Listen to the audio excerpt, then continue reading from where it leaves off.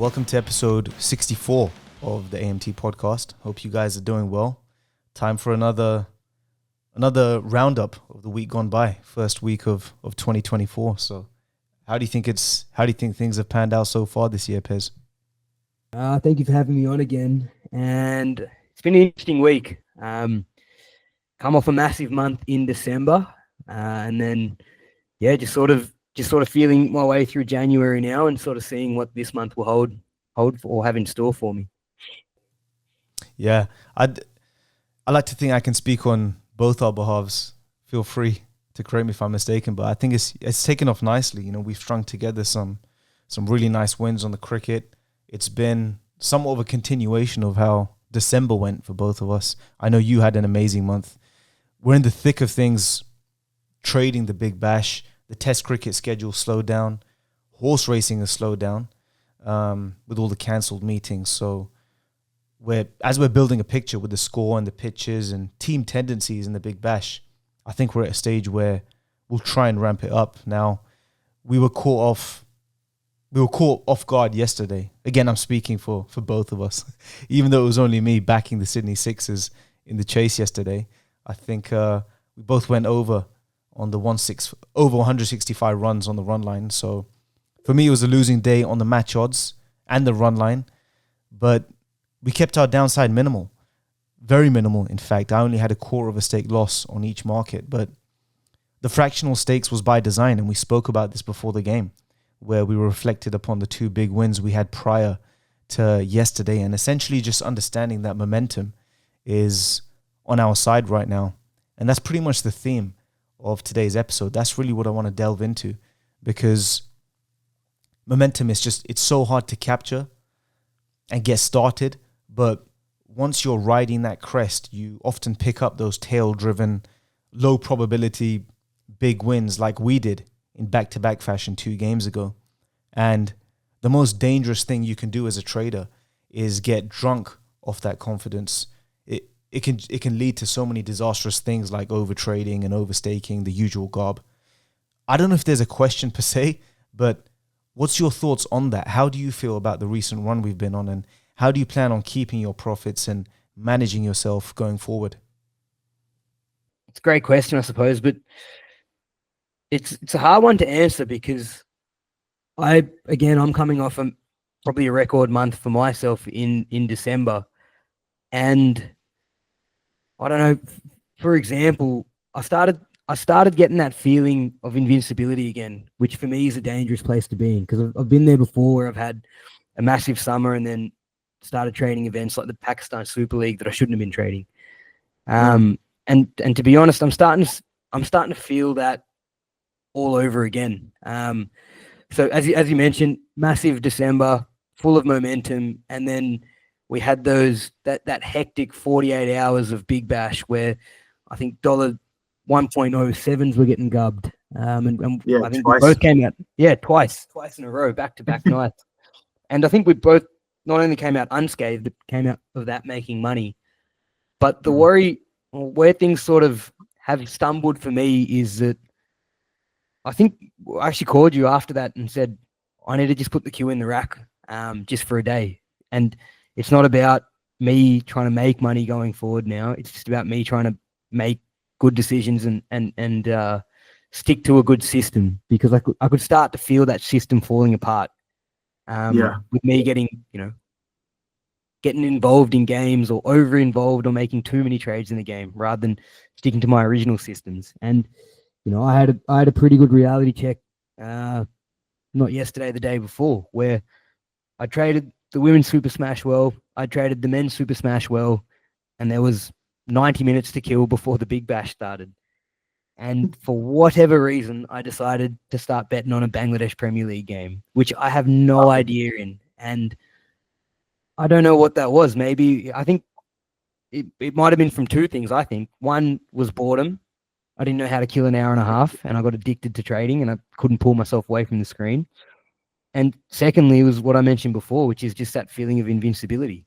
I just thought, coming off a 12K December, it doesn't matter what cricket I'm trading, I'm gonna make money. And I lost in a big way. So that was a pretty big reality check, and something that I need to keep an eye out for as well, which is when I start to come off those good runs or can notice those good runs and start getting away from my system. Because I think that the good run is a culmination of sticking to the system. And the second I start stretching and overstretching and trying to find bets that aren't there, that's when that system falls apart, and it holds momentum, and it holds it pretty quickly as well. Yeah, I feel like it never gets easier, does it? It's about, there's a certain level of self-awareness that comes into trading, and you need to know where you are on that crest.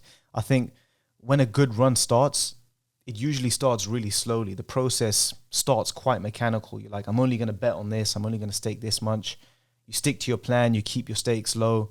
You're being ultra selective with entries. And when you start to string a few wins together and things start to gain momentum and you build confidence, you start to trade more instinctively rather than mechanically. And then when you're in that full-on flow, I don't know if there's a word for it, but things become more instinctive rather than mechanical.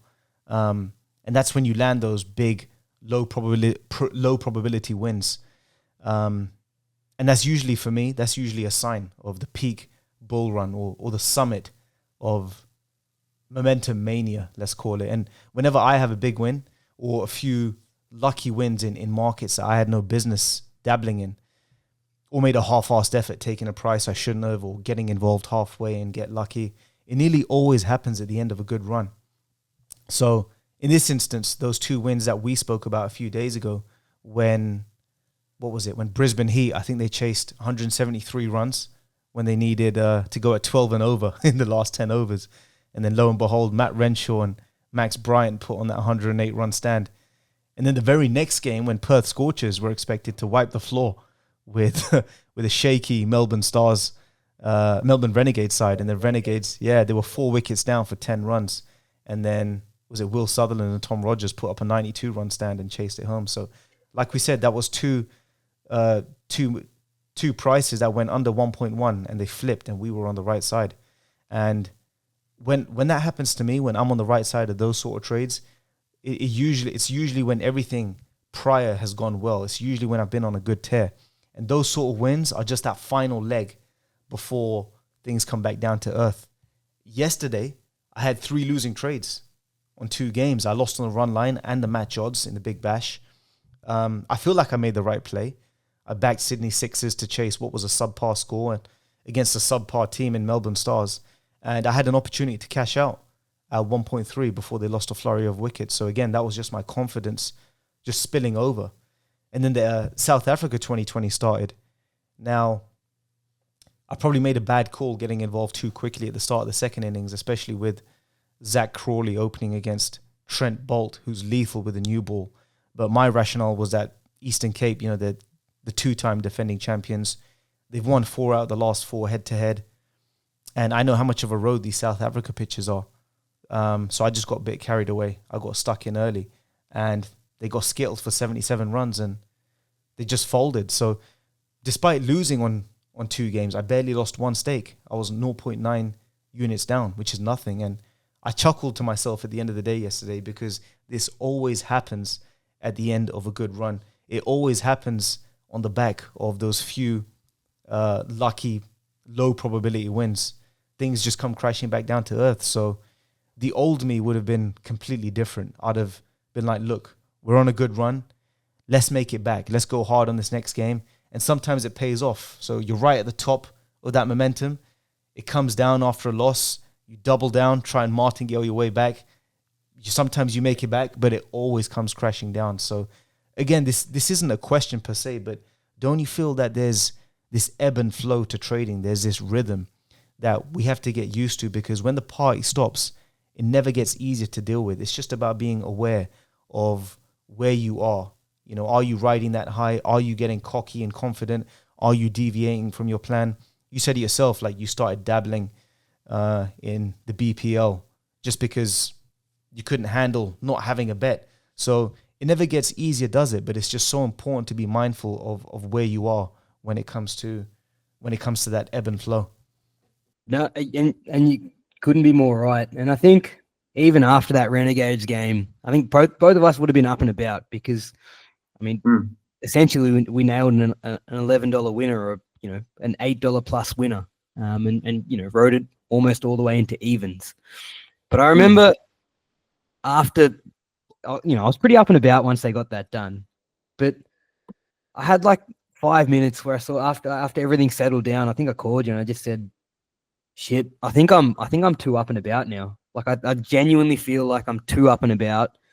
And I noticed myself being like, I don't know if backing a game like that would have been within my system, because I had locked in, I'd locked in a loss in that game once the Renegades had got skittled early days, or early on in their innings, and then I dove back into it at very high odds, and I don't know if that is how I usually did trade. Well, I don't think I think that's not how I would have traded in December. I think once I'd locked in a loss in December, I would have sat there. But again, that momentum and me feeling like I was on a heater and a bit invincible, I ended up backing high odds and getting away with it. But I remember straight away I called you and I just said, shit, I need to just not so much put the cue in the rack and not trade the next day, but trade the next day with like, a tenth of the stakes, even 1/15th of the stakes, and just try and, make it, a 10 or a $20 and just get the systems right again. Cause I could feel myself getting away from those systems. And, for me, at least where I am at my stage in my trading, it's all about protecting my mentality. Cause I think now I realize that I can read cricket, but my downfall is just protecting my brain. And that's, protecting my emotions, protecting those highs and lows, because that's always been my final hurdle, I feel like, anyway, because I feel like I've always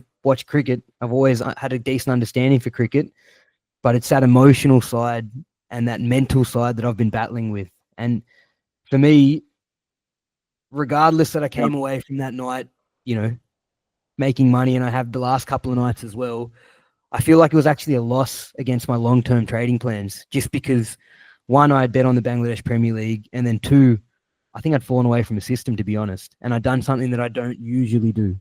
And that is sort of what I want to nip. I want to nip it in the bud now before that grows, because that's the thing that has always happened. I've gone on a good run, I go on a heater, and then I get over cocky, I overstretch myself, I lose one, I lose two, and then I'm like, now it's not about systems. Now it's about making back the two losses, regardless if I had 100 wins before it. And I could feel myself getting there, and that's sort of why I called you and just said, I need to take a step back here and just get back to good systems. And I feel like I sort of have. I feel like I sort of have. And that Melbourne Stars game last night was a test for me. It was, can I trade this game and trade it well? And I think I did. I backed the Stars. I locked in a loss. I backed them again. I locked in a loss. But they were minuscule losses that didn't hurt, didn't take a toll on my emotional side at all. I'm happy to lose small stakes like that all the time. And then at the end, I decided that because my losses had been so small and I had the breathing room to dive, to place a small bet on them at $3. And I could ride that in, and I ended up making a tiny bit last night. And I remember when I called you afterwards, I said, it's not the dollar amount that I'm happy with. It's a system, because I locked in one loss. I locked in a small loss, but that gave me the mental clarity and the breathing room to then assess the game as the game went on. And, I was never going to make a big amount after locking in two losses. And I said that even to come away break even, I would have been happy. And I came in just a tiny little bit above break even. So I was, I felt like I had a test last night, and I feel like I passed that test. But in saying that, I also failed the test 48 hours ago. So yeah, it is very interesting, especially for me at this stage right now. Yeah, it ties into what I said. It just doesn't get any easier, and all you can do is just nip it in the bud. And what better time to do that than at the start of the year? So you dabbled in a game you knew you shouldn't have been in, but that you can easily do it again. There's another 350 odd days this year. Just think about all the times last year where you traded games that you had no business in because you was on a good run, or because you was idle and you needed something to bet on, and just you tally up all those losses, and then you tally up all the hours you've spent unnecessarily, And I've done that in the past, and I've always made it one of my primary goals to not overtrade.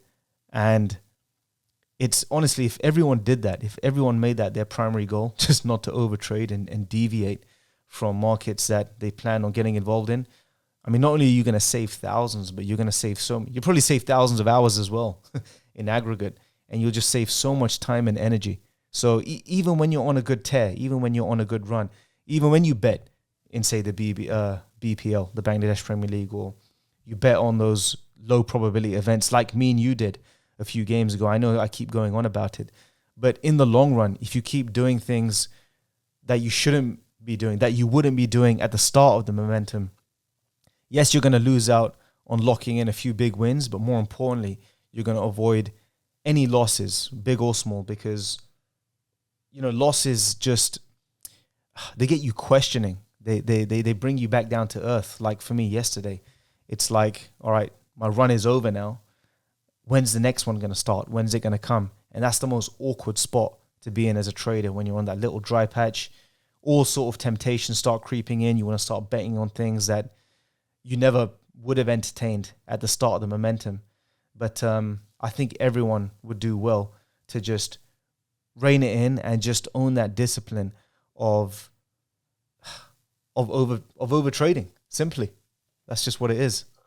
100%. And I couldn't agree more. And I think we touched base on this, before, which is that, especially in the habits, when we talked about the systems and goals, it's all habit based. And I feel like for me, the more and more I can control myself around, betting in things that I shouldn't be betting in. Like, for example, a couple of years ago was Pakistan Super League. Last year, there was a quiet patch in the cricket, and there was a golf championship on between Oman, Qatar, and then I had no business being in there, but I was in there. And, I think one thing I've done well is now I've built good habits in trading games that I know how to trade and how the market moves. And I've built all the good habits there. Now for me, it's about breaking the bad habits of overstretching and being involved in tournaments I have no need to be involved in. So that is the current goal for me, is to break those bad habits and not to overstretch myself. And yeah, I mean, it's as you mentioned, like everyone would be better if they didn't overtrade, but far out, it is easier said than done. Like when you've got a couple of hours to kill and there's, live games of cricket, I could easily get up on Bet365 or on the TV. Pretty hard not to have a quick glance at the markets and see what's happening. Yeah. So yeah, and the other thing I've started to learn this now is that you just cannot be on winning runs a whole year round. Or for me, at least, where I'm at right now, I can't sustain these winning periods forever. Like there's going to be a down run, or there's going to be a rough period. And for me now, what I've realized is, like, when the good run's there, take it and fly with all that momentum. And then the rest of the time, when you can start feeling yourself, there's games where you want to launch into a price, and most of the times you're right. And there's other games where you're iffy and it's a sticky price. You don't want to get involved, but then you sort of do get involved. What I've realized is take those good runs, but then when these, tricky periods come, it's just about survival. It's not actually about making money. Even if I come away break even or even at a small loss, it's fine, because my mentality now is to be in survival mode when things are a bit tough, and then fly with those good runs. And if I can do that enough times a year, then I should be fine, because I've always had good runs, but then in those survival periods where I should be surviving, I've overstretched myself and lost and handed a lot of it back. So yeah, for me, it's that ebb and flow. It's, when everything's flowing and things are going great, fly with it. And then when things are ebbing a little bit and it's that tricky survival period, just survive and try and learn. That's a good term, actually. Survival period. We'll stick with that. I'm gonna call that those dry runs after momentum, on that come down period. It is literally a survival period. But one good thing you said, important thing you said about say targets or having a good month. Like for example, last month you made $12,000. That sort of momentum you had is kind of the most. It's one of the most dangerous places to be in, especially for a lot of traders who haven't been through the mill, because it's so easy for your mind to start running away and start projecting what you can or should make the next month or the month after. So if you have a record month, it's easy to start thinking, there's no reason why I can't do this next month, or start upping the stakes or upping the ante. But that's just not how trading works. It's not like a business where you can just scale up by doing the same thing. You can't do the same thing every month. So if I have a big month in December, or if I have a big month in January, it's because a lot of things have gone my way. It doesn't mean it's going to go my way next month, because there just might not be the same opportunities. So all you can do is, and I know I've said this last episode and I'm going to keep saying it, is all you can do is make the right decision in that moment and let the chips fall where they may. That's all you can do. And then at the end of the year, you can look back and then average out what you've made. And then if you want to make more, just figure